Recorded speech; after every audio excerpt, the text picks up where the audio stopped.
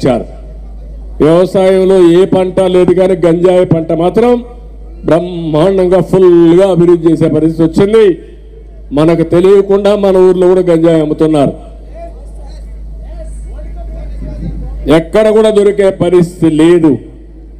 ఇంకో పక్క మీరందరూ ఒకటే గుర్తుపెట్టుకోవాలి, మద్యపాన నిషేధం చేస్తానని చెప్పాడా లేదా?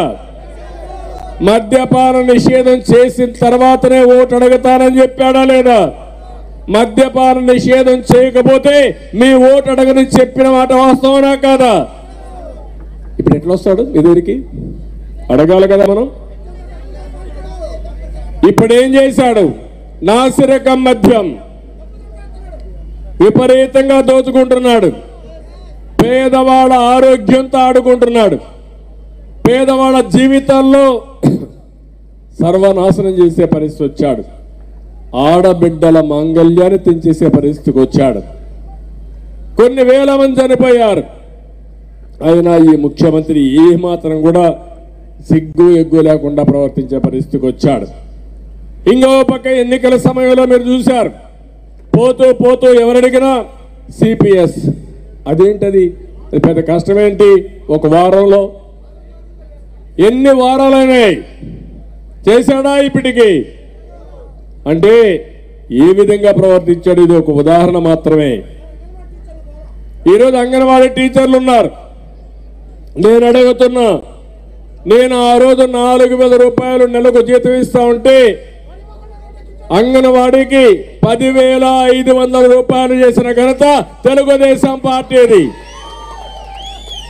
నేను ఒకటే ఆలోచించాను, వాళ్ళు కూడా చాలా కష్టపడుతున్నారు, మన పిల్లలకి పౌష్టికాహారం పెడుతున్నారు, అలాంటి వారిని ఆదుకోవాలనే ఉద్దేశంతో నేను ఆ రోజు వాళ్ళ జీతాలు పెంచి వాళ్ళకు ఉద్యోగంలో కూడా కొంత సెక్యూరిటీ ఇచ్చాను. ఈరోజు మీరేం చేశారు?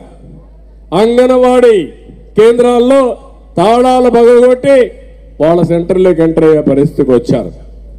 నేను ఒకటే అడుగుతున్నాను, మీరు హామీ ఇచ్చారా లేదా?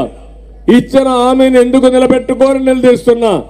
మళ్ళీ అంగన్వాడీకి హామీ ఇస్తున్నా, తెలుగుదేశం వస్తానే మీ యొక్క న్యాయమైన కోరికలన్నీ పరిష్కారం చేసే బాధ్యత తెలుగుదేశం పార్టీ తీసుకుంటామని కూడా నేను మీకు తెలియజేస్తున్నా.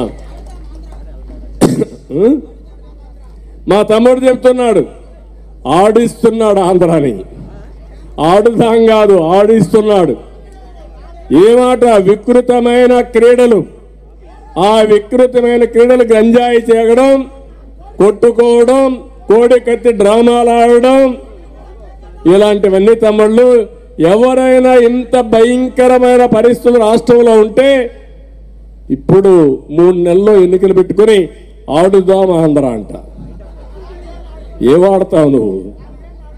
ఆడుతున్నారు మీ పార్టీ.